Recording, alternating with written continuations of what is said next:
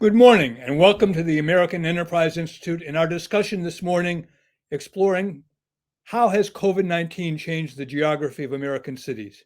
I'm Howard Husock, Senior Fellow in Domestic Policy Studies at AEI. Whether because of the pandemic or other factors, there's little doubt that population migration affecting America's big cities has been underway. Big city population declines deepened across the US last year as the pandemic appeared to continue to influence where Americans are choosing to live. The Census Bureau reported in May that the largest cities lost a greater share of residents than small and mid-sized cities during the year that ended July 21st, 2021. New estimates show collectively the 9 cities with more than 1 million people, their population fell 1.7%, a loss of 419,000 residents. Only 2 cities in the top group, Phoenix and San Antonio, grew. New York City, the nation's largest city, lost 3.5% of its residents, or about 305,000 people. The largest city, Los Angeles, the second largest city, lost 41,000. Third largest, Chicago, lost 45,000. Meanwhile, Phoenix, Houston, Dallas, Austin, and Atlanta gained more than 300,000. And there was substantial growth in some rural areas and smaller cities like Boise, Idaho, and Myrtle Beach, South Carolina. How should we think about this migration? Are Americans voting with their feet because of public health considerations, in a search for more space at lower cost? Are these trends likely to be a permanent residue of the pandemic? And should we view them as beneficial or not? We're joined this morning by 3 distinguished panelists who are looking closely at this picture and offering analyses. First, to provide us with an overview is one of the nation's leading analysts of urban economies, and I think it's fair to say a longtime enthusiast for city life. Edward Glaeser is the Fred and Eleanor Glimp Professor of Economics at Harvard, where he's also the chair of the economics department. Professor Glaeser is the author of countless papers on the economics of cities and 2 of the most important books on the subject, The Triumph of the City, How Our Greatest Invention Makes Us Richer, Smarter, Greener, Healthier, and Happier, and just this past September, a timely new book, Survival of the City, Living and Thriving in an Age of Isolation. Joel Kotkin is the Presidential Fellow in Urban Futures at Chapman University in Orange, California, and Executive Director of the Houston-based Center for Opportunity Urbanism. He is the Executive Director of the widely read website newgeography.com. The New York Times, in fact, has called him America's Uber geographer. Mr. Kotkin is the author of The Human City, Urbanism for the Rest of Us, and most recently, The Coming of Neo-Feudalism, a warning to the global middle class. Yichen Su is among the rising generation of urban economists. In his role as a member of the research staff of the Federal Reserve Bank of Dallas, he's the author with Win Lee of the Philadelphia Fed of the important new paper, The Great Reshuffle, Migration During the COVID-19 Pandemic. He holds the doctorate in economics from Stanford University. After our discussion, we'll be opening up to audience questions.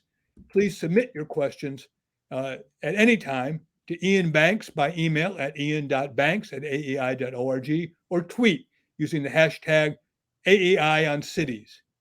This information should be visible on a banner at the bottom of the screen. And now for an overview of post-COVID urban migration patterns, we begin with Ed Glaeser. Professor Glaeser. Wonderful. It's great to be with you, Howard. It's great to be with Joel. It's great to be with Yichen, and it's great to be with all of the rest of you. If we could start with my slideshow, as Howard has correctly noted, I have often been seen as being a advocate, or at the very least a sort of friend of cities. But it is certainly true that there are also downsides of density. Could I get my slideshow going, please? Great. And this book, Survival of the City, the paperback edition is coming out. And luckily, in fact, for the paperback edition, we were asked to sort of put together a winners and losers list. And so I'll be talking to you about things that will be out in the forward to that paperback edition. Next, please. As much as I have been an enthusiast for things urban, for proximity, for the ideas that can spark and cross and move across people who are close to one another, I have never been blind to the demons that also come with density, including traffic congestion, high housing costs, crime, and most terribly of all, contagious disease. And this image is meant to bring to mind the terrible plagues that rolled across the classical world, starting, at least in terms of our written record, with the plague of Athens in 430 BCE, which was chronicled by Thucydides, who very much described a pandemic that caused this amazing city to actually really come undone. Next, please. Now, I'm not going to talk very much about total death rates or anything to do with disease, but I would just start by showing this graph, which introduces the 50 metropolitan areas that I will be looking at. And they're the 50 most populous metropolitan areas in the US. And the only fact that I wanted to highlight with this is just, if you ask yourself what explains death rates from COVID during the entire time period, education does a really incredibly impressive job of that. That in fact, well-educated places just had much lower death rates than less well-educated places. And this wraps together many things. It wraps together the industries, as we'll see later. Educated people found it much easier to work remotely. It wraps together pre-existing health, which tends to be positively correlated with education. Even age, younger cities are more better educated, and other forms of behavior, including vaccination. Next, please. Now, we're going to be measuring urban winners and losers and coming up with this somewhat banal goal of coming up with an index. We're going to be using 4 things, 2 from housing markets and 2 from labor markets. The labor market measures are earnings and employment data, which come from the quarterly census of employment and wages. I will go up to the 3rd quarter of 2021, which was the latest data that I had available when I put this together. And we're going to be comparing the 3rd quarter of 2021 with the 3rd quarter of 2019. We have repeat home sales data from the Federal Housing Finance Agency that we have up to 2021. And I've got permit data from the Census of Construction, which covers the entire year 2021. The strategy is always going to take percent changes over the 2-year period. And for the nominal variables, which are prices and earnings, we're going to correct for inflation, although that's not going to make any difference for the rankings.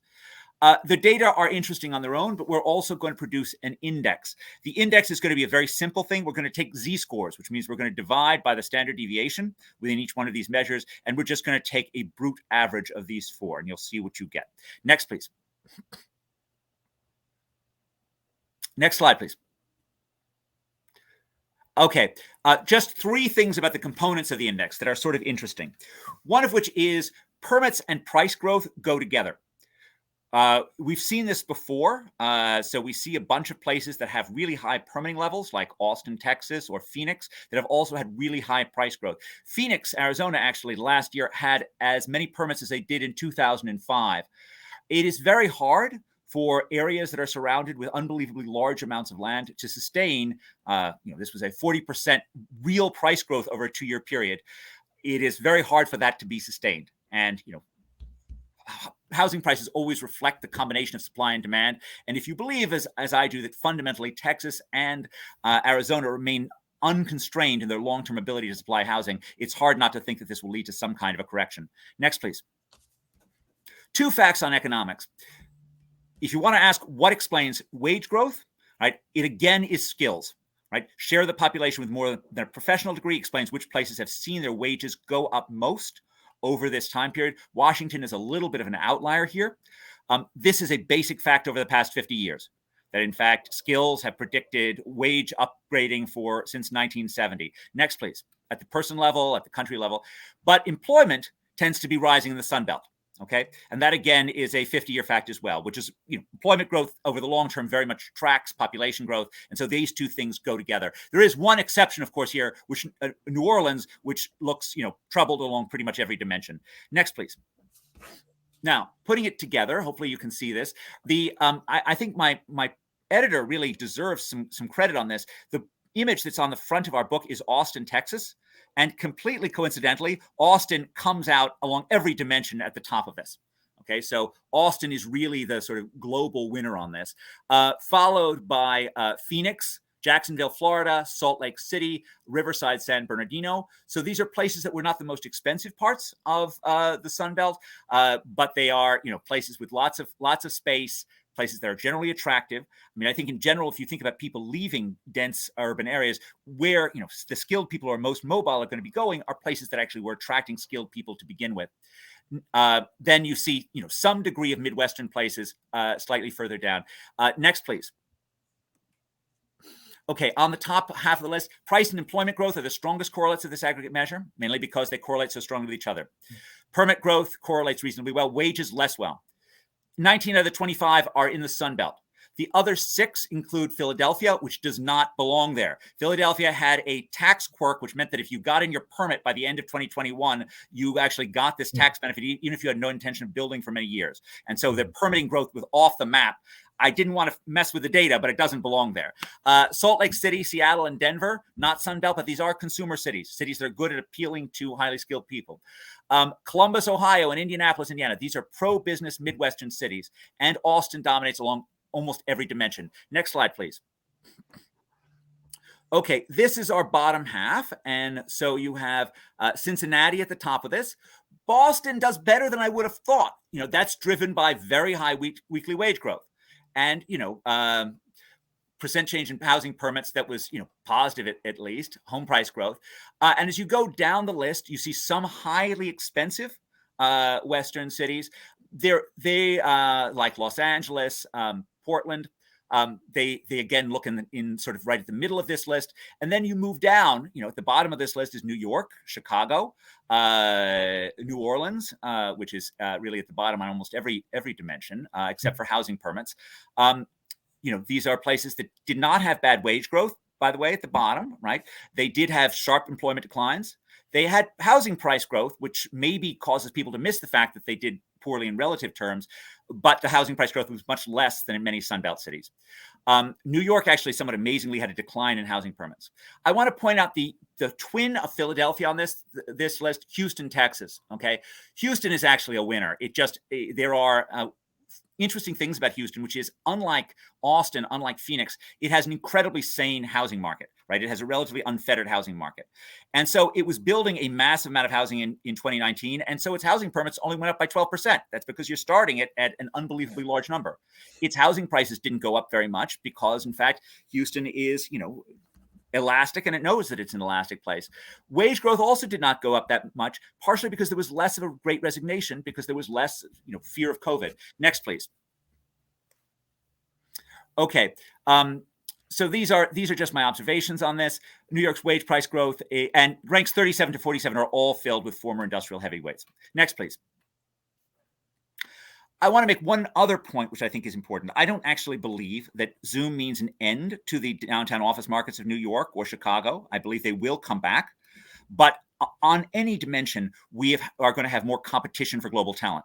Global talent has just gotten more mobile, and that's sort of a fact. And that means that if cities want to compete for global talent, they've got to up their game. And I worry about the combination of events that looks eerily like the 1970s to me, of increasingly mobile talent. In this case, it's Zoom that makes you mobile, and in those cases it was container ships, highways, suburbs, and that collides with progressive dreams to remake cities. And you see then the rich fleeing, firms fleeing because they're mobile and they don't have to bear those added costs. Next, please. Just want to say a little bit about getting back to work. First of all, the available data on sort of big city office buildings, and this is Castle Technologies, these are sort of key swipe entry technologies, these are still very, very low. These numbers still show many, many empty office buildings. We're still at very low capacity. We'll have to see how that changes as COVID finally recedes. But, I will make this sort of usual economist point that in the long run, we don't expect to see empty offices. We expect to see lower commercial rents. Right. And you should expect to see commercial rents react in a way that causes these to come back. Next, please. Less biased data is Google mobility. That still shows, it shows a U.S. number of workplace visits down by about 20 to 25% relative to pre-COVID. The New York number is still around 40%. So that's a Manhattan number. So there still is a big gap between New York and the nation. And Texas, for example, would be lower. I mean, it would have had less of a decline. Next, please. I view the decision to go remote as very much of a question about static efficiencies. If you don't need to learn something, it's perfectly good to be remote if you're just doing a routine task. If you're actually trying to learn new things or teach new things, it becomes much harder. Okay. What this shows is this is work from Natalia Emanuel and Emma Harrington, which echoes earlier work by Nick Bloom, looking at call center workers. The bottom line is that both of these papers find the same thing. If you go remote, you can make just as many calls, but your chances of being promoted drop by 50%, which is compatible with a view that you lose the ability to learn from your fellow workers, and your boss loses the ability to learn from you if you're not in the same room. Next, please. This is very nice work from Sonia Jaffe and her colleagues at Microsoft. It's a paper that was published in Nature, and they really show that, there's I'll just read this. Our results show that firm-wide remote work caused the collaboration network of workers to become more static and siloed, with fewer bridges between disparate parts. Furthermore, there was a decrease in synchronous communication and an increase in asynchronous communication. Together, these effects may make it harder for employees to acquire and share new information across the network. And all of us who are in teaching knows this was kind of a disaster, the remote teaching. And certainly all the studies that have occurred on schools show basically limited to no learning. Next, please. We also saw, during the pandemic, there was basically an evaporation of new hiring in those jobs that were done remotely, whereas those jobs that had to be done live, you had an immediate decrease in employment that then came back. So again, firms were very unwilling to onboard new workers when their only connection with them would be remote. Again, speaking to the value of face-to-face connection when you're just starting in a relationship. Next, please. And lastly, the remote work phenomenon is incredibly uneven in terms of the American population.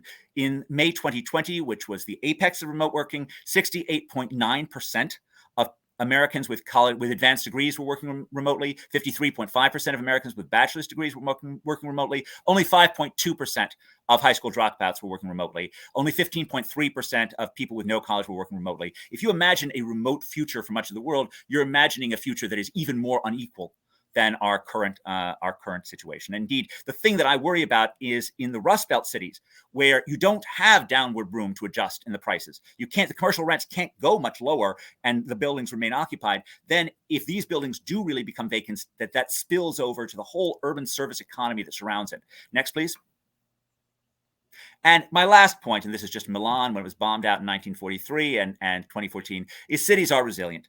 This has been a tough 2 years for cities, but they came back after bombing in World War II, and they will survive this. Although I believe strongly the continued trend towards medium density metropolitan areas in the American Sun Belt will continue, partially because they're just much more business and employment friendly than other parts of America. And the most high-powered ones are those that combine the incredible strength of education with the sort of pro-business attitudes of Texas, and that means places like Austin. So even if I think that Austin's housing market may have been overheated, I bow to no one in my sort of long-run enthusiasm for these skilled Sunbelt cities. So let me hand it back over to Howard. Thank you so much, Ed. Ed has demonstrated again that he can do a 20-minute presentation in 10 minutes. And we appreciate that very much. Let me just follow up with one quick question before we turn to Yichen Su, and that is, what I infer from what you're saying is that you don't view the COVID effects as a sharp break from the past, but as rather perhaps an acceleration. Is that a fair summary? Absolutely. There's nothing in terms of all those trends, at least in terms of that data. There's none of those things, employment correlation with Sunbelt. That's 60, 70 years, right? Joel and I have a different perspective on cities because he always correctly emphasizes that the bulk of population growth is always in car-oriented suburbs and the sprawling metropolitan areas of the Sun Belt. He is completely right about this. I am sort of more amazed by the fact that cities came back a bit after the 1970s and managed to reinvent themselves. And I guess I put more credence on the fact that that's kind of amazing that happened at all. So that's I think the difference. But both of those effects are still going on. That in fact, skilled places have continued to see robust wage growth, and Sunbelt places have continued to see robust employment growth. And that's sort of a basic fact. And on top of that, I would have guessed that we have something that looks a little frothy to me in the housing markets of the skilled parts of the Sunbelt as well. Thank you so much. Let's turn to Yichen Su from the Dallas Fed. And Yichen is going to drill down a little bit more deeply on some of the migration trends and also talk about what economists call some of the welfare effects. Who gets better off and why that would be. Yichen Su. Hi, thank you so much for inviting me on the panel. So can I have my slides up? Yeah, so I as a student, urban economics students, I learned so much from reading numerous papers written by Ed. So I feel like I'm already learning so much.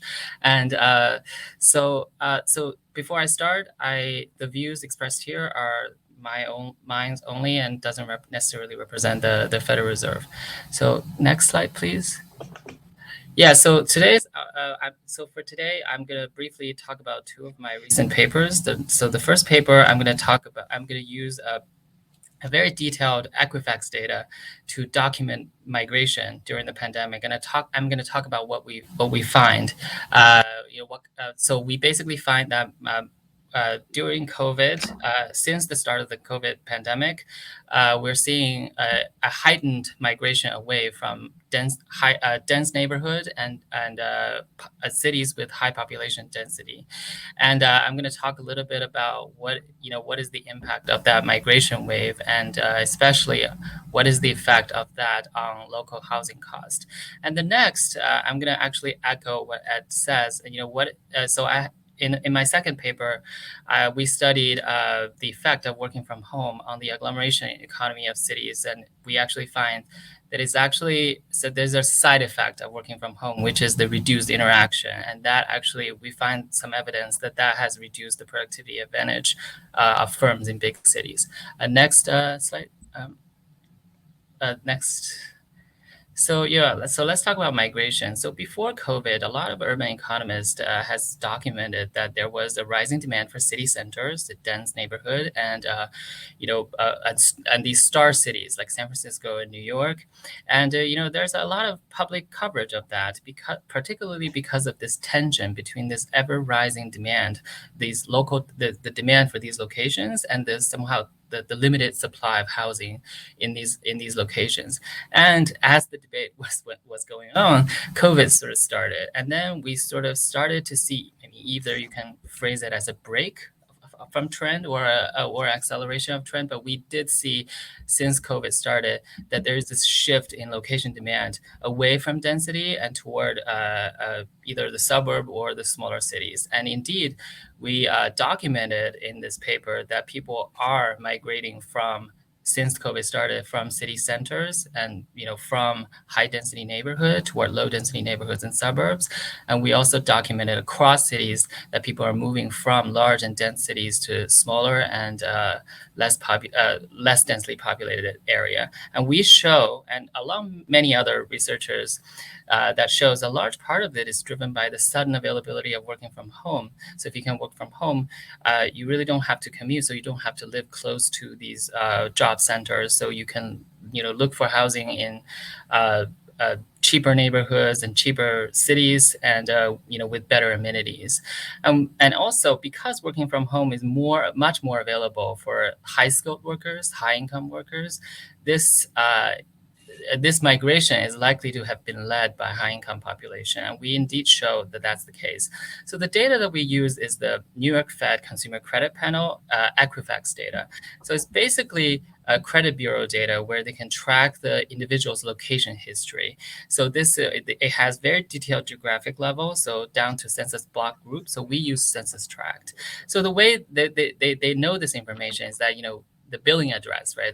When you move, you update your billing address, and this way Equifax knows that, and that's how they construct this panel. And more than that, the data also has a lot of information on credit and debt, so we're able to use that to impute the level of income. And by doing that, we're able to look at migration patterns for high and low income populations separately. Next slide, please. So I'm just going to show you two very simple graphs here. So the first one, remember that I can see people's location history. So what I can do is to calculate the average change for each quarter, the average change in the population density of people of the neighborhood people live in compared to the neighborhood that they live in the previous quarter. And here you can see that around the second quarter and the third quarter of 2020. The movement away from high density neighborhood, people are moving toward low density neighborhood. That trend really started to take off, and since this fourth quarter of 2020, the pace has slowed substantially, but you can still see that is still going on. So people are still moving away from high density neighborhood, and here I'm plotting population density. If you look at distance to downtown, you see pretty much consistent thing. Next slide, please. So here I'm basically plotting the same thing, and except that I looking at, instead of neighborhood level population density, I'm looking at MSA level population density. So you can see around the same time that people are sort of moving away from high density cities, MSAs as well. And by the way, this trend is sort of led by high income population. And so this is consistent with the idea that high income people are more likely to be able to work from home, and the inequality argument that follows. And what's a little bit different in this graph from the previous graph is that, it really continued. This outmigration, reached its height in the fourth quarter of 2020, and then it really didn't slow down that bit. It kept going. So that was a little bit astonishing to us. And next slide. Yeah, so the effect of this migration has a lot of effect on local economy. So first of all, there's the effect on local job growth. So as people with the ability to work from home move to smaller cities, move to smaller cities, they also bring their demand for local goods and services, right? They eat at restaurant, they go grocery shopping, and so that stimulated a lot of job growth in the labor market where working from home is not available, right? So you see a lot of job growth in these smaller areas, and it turns out that the smaller metropolitan areas, disproportionately, low income and lower skilled population disproportionately live in these cities. So the disproportionately high job growth in these areas, the shift toward smaller metropolitan areas, actually in a way benefited the low income population that used to be left out in this economy. And then, if you look at the migration within metropolitan area, people are sort of moving from sort of lower income neighborhood, which tend to be in the center of the city, toward the suburbs. And this sort of creates another interesting effect, which is that the places where high income people tend to live experienced a much higher growth in housing cost. And so that is something that I wanted to point out. And the other thing is that we noticed is that, if you look at people's movement, people are really moving from places with low housing supply elasticity, meaning that people are moving from places like New York and San Francisco where there's no place to expand, and there's a lot of local land use regulation, and they're moving to places where there's a lot of room to expand, and there's very few land use regulations. So we actually find that if you only look at the effect of migration during COVID, that actually had a mitigating effect on aggregate housing costs. Perhaps the mitigating effect might be even larger in the medium or long run as the supply margins start to adjust. So it might sound a little bit confusing, right? Because housing cost has gone up, and we argue that it has gone up for other reasons. For example, people want larger space during COVID, and there's also the interest rate argument. But we find in our research that if you only look at migration, where they're moving to, that actually has a mitigating effect. And I think it's intuitive, because if you think about what happened before COVID, people are sort of crowded into big cities and dense neighborhoods for very good reasons, right? There's an agglomeration effect, lots of reasons. But unfortunately, a side effect of that is the congestion problem, right? There's a housing congestion problem, and the working from home sort of in a weird way sort of alleviated that. And so people are sort of moving away from these places. It's almost like there's a venting effect. So that's something that we find in this paper. Can we go next slide? So in the second paper, we sort of flipped, to look at the, sort of the side effect of working from home. So we find that working from home actually, has a tremendous side effect that is often overlooked in the debate. Yes, working from home is very, it provides a lot of flexibility, and, you can spend more time at home with families, and there is productivity increase documented by some people. But in this paper, we're trying to show that there's a side effect, which is the productivity advantage, the agglomeration effect in cities may have been harmed by working from home. Next slides, please. Yeah, so this is a research that I've done with Sitian Liu from Queen's University. So the way we do it is we look at the burning glass data, the data from burning glass technology. So this is the data of job ads, the job advertisement, and we look at the advertised wages for different occupations and across different employers in different locations. So we basically documented that the urban wage premium among the jobs of that has very high level of working from home adoption during COVID has experienced a pretty big drop in the urban wage premium. And what is urban wage premium, right? It is the wage premium of firms being in larger cities. So you can almost think of it as the city size premium of wage, and so what I'm plotting here is, I'm looking at the sample of jobs with very high adoption of working from home, things like, software engineer or accounting jobs. And I'm plotting basically the posted hourly wage against the labor market size of the posted job, where the employers are at. And the blue curve represents the data before COVID, and the red curve represents the data after COVID. And you can see that the slope, which is the urban wage premium, has dropped substantially among these, high working from home type job. Next slide, please. And if we look at other jobs, right, jobs that had very moderate adoption of working from home or low adoption of working from home, you actually don't see any change in the slope, which means that urban wage premium really, there's no evidence that changed that much. So next slide, please.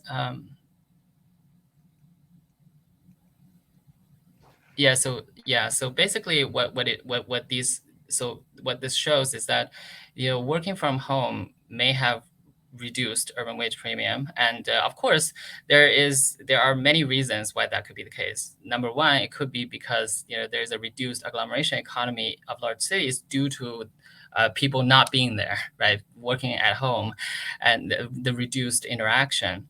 But alternatively, it could also be, working from home has enabled these firms in large cities to access the national labor pool, right?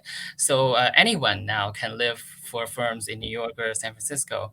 And so the increased labor supply could, in theory, reduce urban wage premium as well.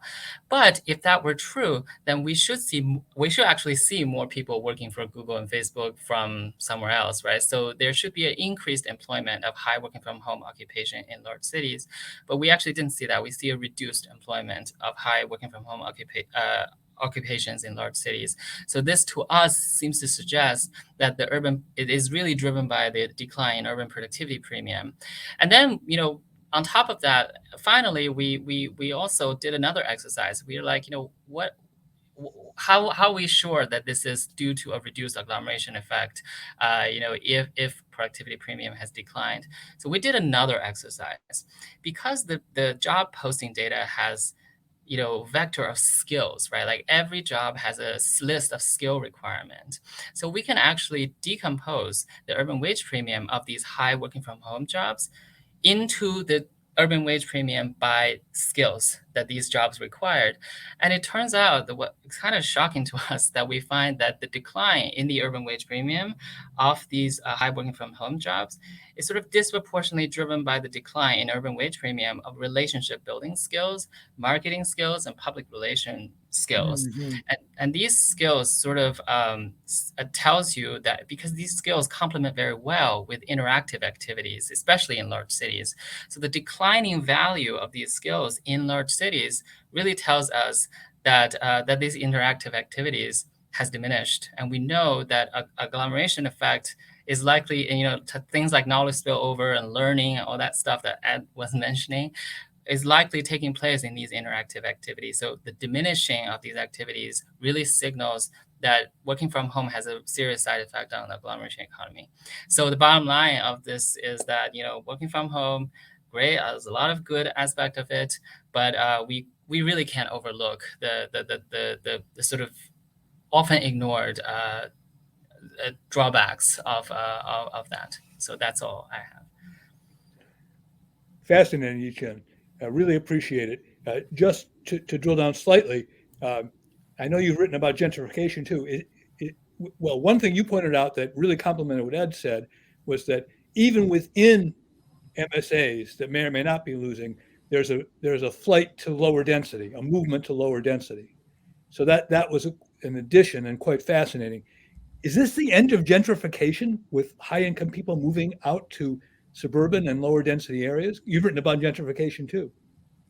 Yeah, I mean, it's kind of interesting that my paper was arguing that it's the rising value of time and therefore making commuting more costly to high income workers. That's sort of giving the spark of gentrification, and that's sort of, if everybody's working from home, that sort of goes out of the window.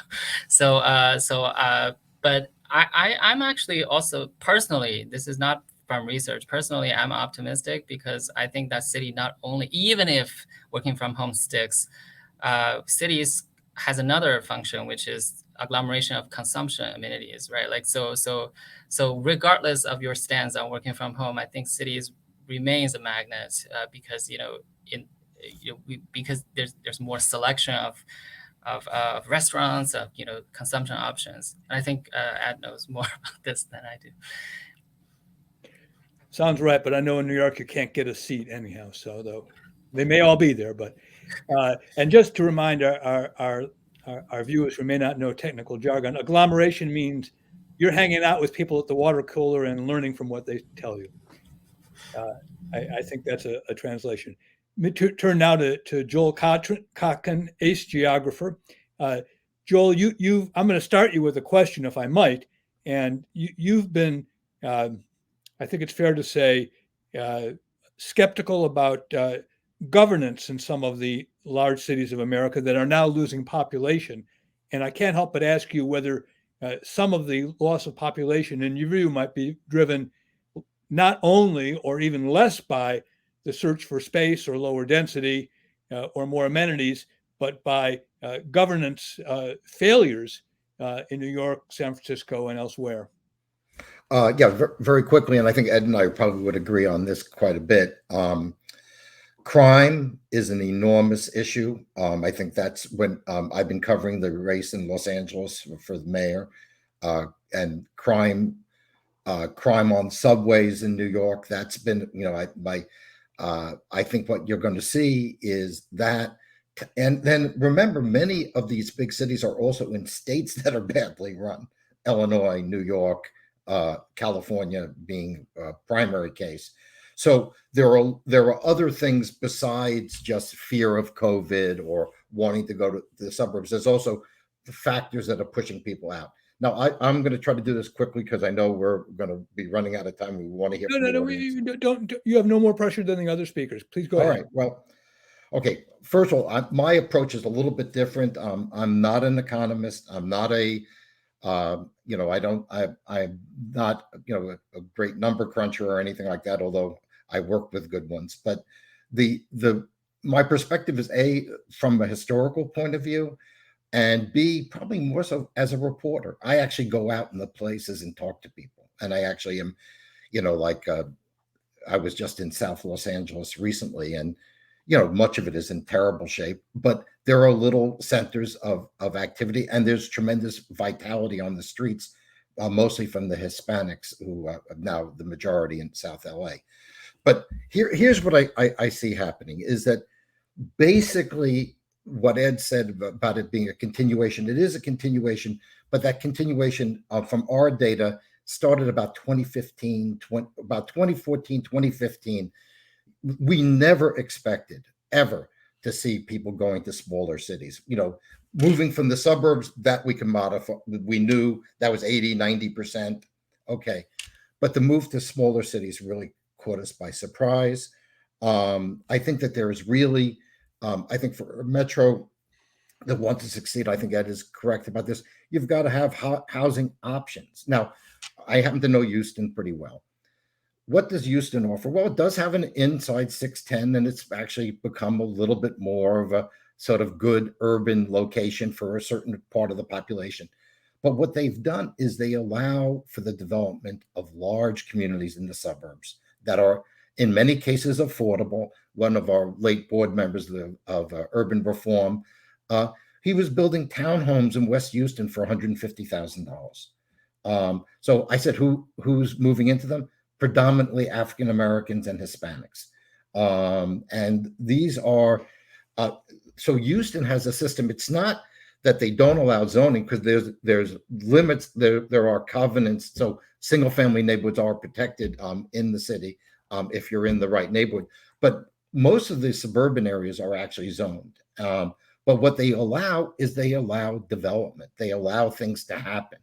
And that's why Houston and Dallas, despite having enormous population and economic growth, still are not as absurdly expensive. So I think the Houston model has a lot of relevance, as does the Texas model. One of the problems we have here in California is it's very, very difficult to build. In places like the Inland Empire, there's lots of restrictions. It's and increasingly right now, it may not even be possible to build these kind of planned developments. So I think one of the things we have to think about is think of the city as something that extends from the center all the way into the suburbs and exurbs.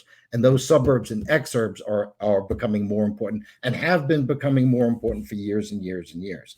But we're also seeing interesting changes in migration. Again, prior to COVID, foreign-born population of Los Angeles actually dropped in the last decade. It's unbelievable, being the city that was probably as affected by immigration as any other in the country. And now we see this. The big growth in places like Dallas, for instance, is among the foreign-born and among millennials. So we're seeing some sort of movement of population.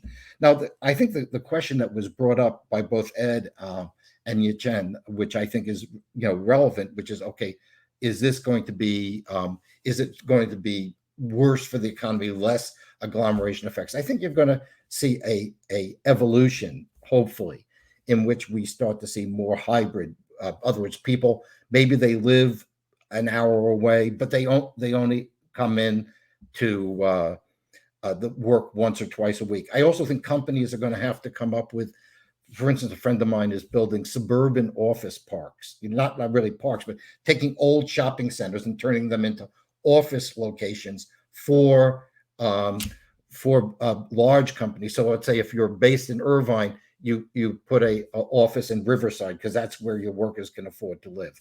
I think there are going to be a lot of interesting things for the future of core cities. I see three basic points, and this will maybe where I'll end up. One is we could see a 70s-like decline. I don't think we will in most of those cities, but there may be some decline. A city like Chicago in particular worries me for lots of reasons. Maybe because I'm a native New Yorker, I always think New York has greater advantages.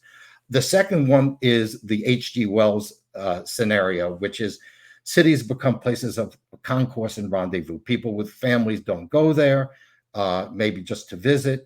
And it's a different kind of city. It's a city with lots of Airbnbs and a huge university related economy.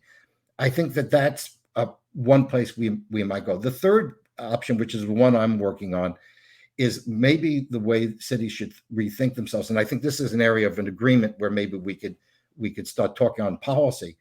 The real need for cities is they've got to realize that the world is not going to come to them because you have to go. It's because people choose to go or companies choose to go. And the biggest problem, and it was raised a couple of days ago when I was talking with Rick Caruso, I was running for mayor of LA, and Rick said, how can I go to an investor and say, you should put money into Los Angeles when you've got homeless and crime issues and terrible schools? So if cities want to come back, they're going to have to fix themselves. And if they do that, I don't think they will be dominant in the way that they once were, but I think that they could have a decent future. To me, the future of New York City is as much Brooklyn and Queens as it is Manhattan. So Joel, here's a little obsession of mine, because I'm a native of Cleveland, Ohio. Cleveland, Detroit, St. Louis, they all have very low housing costs. Yes. They have built out infrastructure, and yet they continued to lose population. They had low permitting rates as per Ed's, right? Why don't people discover them from San Francisco and say, I can get a mansion in Cleveland for $250,000? Well, first of all, the immigrants are probably smarter, and they're the ones who are beginning to say, hey, I can live a lot better. That's when they started coming to Houston. They realized I could live so much better in Houston than I could, let's say, in LA. But I think there are some Midwest cities that are getting it right. Columbus being a prime example of, state capital. It just got the $20 billion from Intel going in there. Those those Rust Belt cities that are pro-business, not corrupt, and frankly, on the historical basis, a lot of those cities like Des Moines, Columbus, Indianapolis, they were never really industrial cities. So they never had this huge group of people who came from the South and came from Eastern Europe for these jobs that then disappeared. They were always sort of administrative, commercial centers, and in case of obviously of Columbus, also a major education center. So those Midwestern cities have come back. So not every Midwestern and Rust Belt city is doomed, but I've been working on and off in places like Cleveland and St. Louis for a long time, and maybe Ed's got some sort of special sauce that I don't know of, but I don't think it's the weather. I don't even think it's being far from the beach. I think it's just that these cities they have the worst aspects of urbanism and not all the best ones, and that's probably why they have trouble. But if you go to a place like Columbus, to say that a Midwest city can't come back and can't be successful, that's just not the case. Right. So Ed, Joel is echoing your point, I think, and correct me if I'm wrong, that it's a combination of maybe house price adjustment or space search with business friendly. For sure. Joel finally said something that I actually think I disagree with. So I want to actually put that in. The weather, I think, is actually a really big deal. I think, in fact, there are. No, I think it is. I live in Orange County, so I know the imperial weather. But in fact, it is part of the problem with the Clevelands versus Houstons is the weather is very different. And that's sort of a big curse. And it's a big difference between the US and Europe that, in fact, you can think about like Manchester or Birmingham reinventing themselves much more easily because their climate is essentially the same as London's. Whereas Detroit's climate is nothing like Miami or Orange County. And that's a handicap. That being said, you could still do better. Right. And I completely agree with Joel. Right. I mean, Columbus, with the great help of the Columbus Partnership, which is this, organization of business leaders who have helped support the city over the past 20 years, has been a remarkably successful place. It really feels more like the northernmost outpost of the Sun Belt rather than the southernmost outpost of the Rust Belt. I want to highlight, though, Minneapolis, which is a little bit different, a little bit more of a sort of really was an industrial power of a form. Its reinvention has a lot to do with the same sort of high levels of education that were really important in Boston and Seattle's comeback. So I think Minneapolis, has this long-standing investment in skills that were really huge in terms of its comeback as the sort of Medtronic bio life sciences thing, although it also benefits from its universities, from proximity from the state capital and so forth. And they can all be managed better. So I think I basically agree on the policy-related things with Joel, and I just think that it is a big challenge for those places that start with difficult governance issues, an industrial hangover, and bad weather to reinvent themselves. And in many cases, I've long argued the right strategy is to shrink to greatness, right? Is to try and get city government right, but accept that you're always going to be smaller and to plan for that. And I will say, part of planning for that is any sensible household that recognizes that its revenues are going to be shrinking saves, it doesn't borrow, right? Unfortunately, what many of these cities have done is effectively borrow by underfunding their public pensions. And so they effectively are like looking at their retirement with this massive overhang of debt.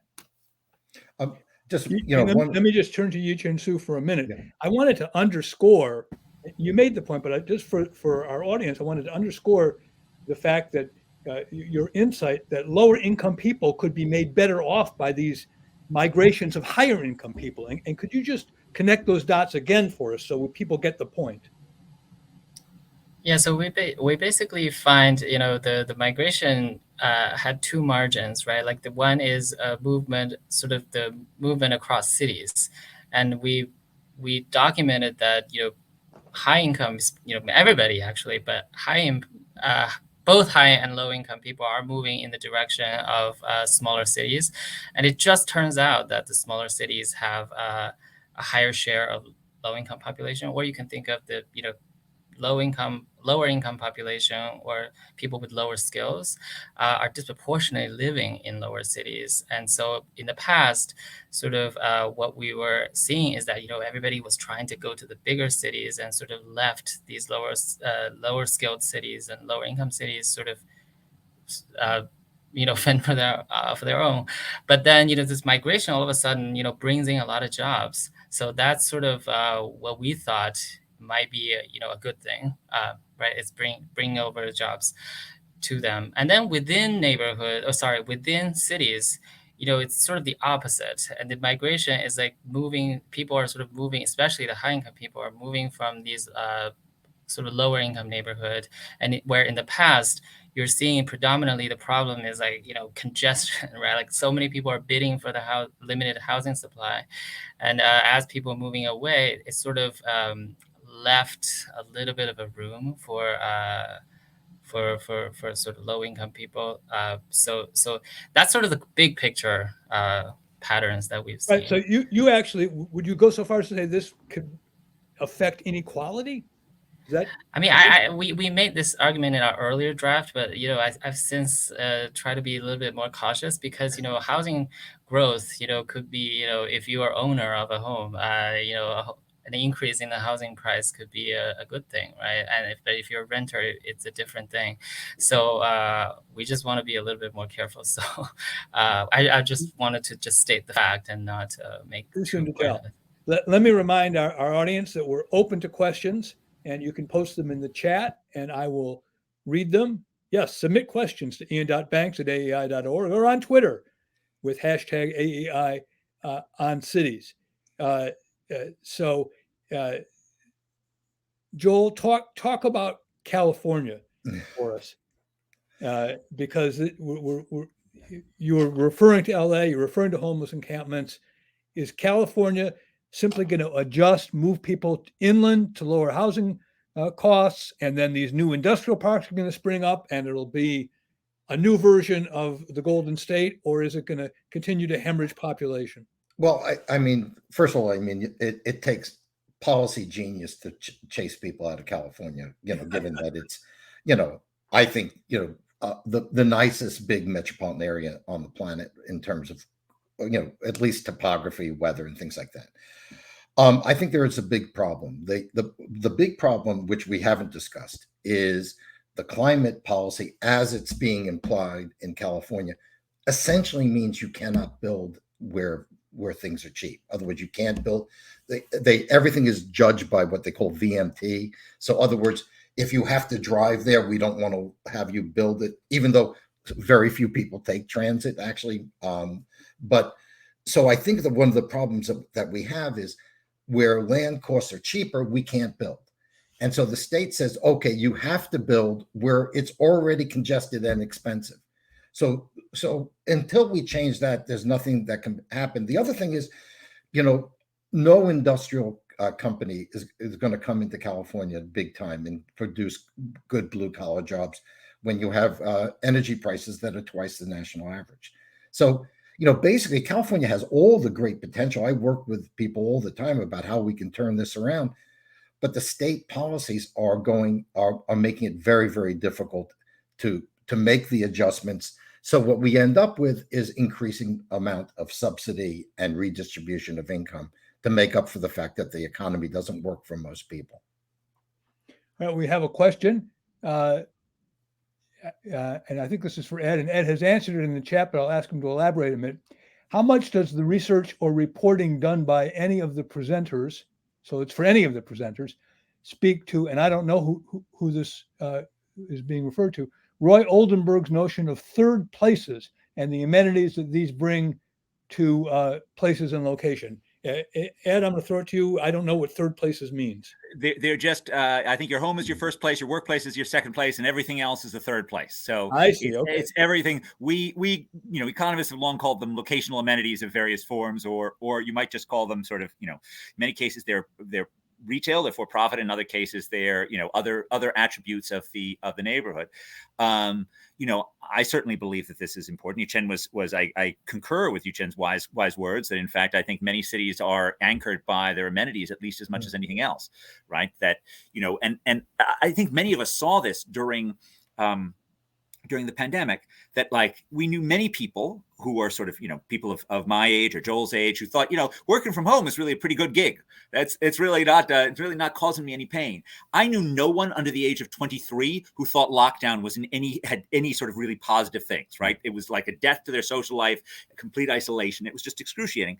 And I think fundamentally this sort of human urge to be around other people is, as Yichen said, this great asset for cities or for city-like spaces in places like California, which includes like malls and other things like that. I mean, it's not a statement that it has to be in New York, but it's just a statement that says, these amenities are incredibly important to have. Yeah, I think, that there are two different things that I've been looking at. One is suburbs, these new communities that are being built out in Houston, outside of Dallas, have, they tend to have walking trails, biking trails, town centers. Like for instance, even though Irvine is quite brilliant in how it was built, the next generation is going to go one step further and in some senses be more city-like, like the Domain in north part of Austin. But the other part that I think is really important is that a lot of skilled people find that they can go and if you walk around Springfield, Missouri, of all places, and you'll find little artisanal shops that are, and I go and I ask people, because I'm a reporter, that's basically what I am, and I go out there and I talk to them and say, how come you're here? Oh, I used to live in LA, but I couldn't do my jewelry business in LA. I couldn't afford it anymore, so they went out there. So there's a lot of amenities. You'd be surprised that there are boutique hotels in Fargo, North Dakota, and Springfield as well. So the amenity structure is beginning to sort of replicate itself, as Ed suggests, but in places that are not big cities. And I think that's one of the things that's going to sustain the dispersion. So college towns have a big plus. Because they sort of long have had amenities oriented towards. Well, Fayetteville, for instance, is a great example. Absolutely. Before I forget, I just want to echo a Joel point. Like paper 10 years ago that I wrote with Matt Kahn looks at carbon emissions associated with living in different parts of the country. California has a huge advantage because it's weather, because it's innately mild, right? And that's where the low carbon emissions come from, which means that when you stop building in California for allegedly environmental reasons, you're actually harming the planet. Yes. Right? It's actually deeply counterproductive from an environmental point of view. Oh, by the way, Ed, we did a calculation on this. If you take the impact of people leaving and companies leaving California for other places which have higher carbon emissions, all the California policies have essentially wiped themselves out. That we gain essentially nothing by chasing people. Look, I almost moved to Houston. If I moved to Houston, my family's carbon footprint may double. Absolutely. Absolutely. Yichen, you refer to some of these smaller places which are receiving migrants. Which ones are you thinking of, and do they have amenities? Yeah, actually, funny if you mention that, because we when we look at the rankings, not the app. So yes, New York City, San Francisco, lots of a lot of people. But if you look at Dallas, yes, we are getting a lot more people, but it's not. That's not really where the action is, because if you look at the population gained by us, it's like it doesn't offset the population lost by the New York of the world, but it's places like Boise. I think the good views and the nice quality of life in these small places does play a role in influencing where. So Boise, where else? So that people who are betting on real estate futures can be guided. I mean, it's. I mean, I don't want to give specific names, but really smaller cities. So it's really not, I would say, Dallas and Houston. That's like the biggest action that I'm seeing. It's really the smaller ones, that are sort of the more comfortable ones. Okay, we got time for one more question, and it's a good one. As the opportunity to work remotely diminishes, don't know if it's diminishing or if it's having diminishing returns as per our discussion. Is there any reason to think that the movement of professionals to secondary cities will reverse course? Ed, you want to take that, or anybody? Start with Ed. Okay. Hold on. Do I need to? I think probably we've slightly overdone it on this. I think that's likely to be the case. Offices prices will adjust, right? I mean, and offices will fill up again. So certainly from a commercial point of view, right? A world in which, New York City offices are at, 60% vacancy levels is not a sustainable world post-pandemic, right? Especially when you're starting at, places that were $100 a square foot rents ex ante, right? So you've got lots of room to downwardly adjust. When those adjust, the nature of the city changes a bit. Okay, so you have different companies move into it. You have sort of scrappy younger businesses that had been priced out by the financial service firms pre-COVID that come back in, right? With them come the people who work for them, and then they provide, demand for urban services that, brings people back into the other parts of the city. So I think the population is almost surely going to steady out. I don't think that means that we aren't going to continue to have a diaspora in the sort of high amenity, low size cities. I don't think this in any sense overrules the rise of the Sun Belt or the great potential of Austin. But unquestionably, this sort of level of incredibly high levels of vacancies in prime urban real estate, that's not going to be a long-term phenomenon unless something goes incredibly haywire in terms of markets. The only thing that would give me some slight pause, as you know, Howard, is that we've had a sort of retail Armageddon in New York for a decade, where long time, empty storefronts along Lexington Avenue in Manhattan. I would have told you, that shouldn't sustain itself either. That in fact, we should see a cut in retail rents that gets those things occupied again, that makes sure that stores that sell experiences replace stores that sell goods. But it's been very slow in happening. So while I will stand by my belief in markets' ability to clear, right, which I believe at least in the absence of untoward public regulation will happen, but it may be a lot of years for it to happen. Well, one of my favorite quotes from Jane Jacobs, who I know both you and I, probably everybody on this call admires, is "New ideas need old buildings," and so that's what cities can offer. I think we're actually at time, and I could keep talking and listening on this subject for quite a while. But I want to thank our panelists, Ed Glaeser, Joel Kotkin, Yichen Su. Thank our audience for joining us, and let's keep our fingers crossed for the future of cities. At least that's how I feel. So, thanks to all of you. Thank you. Thank you.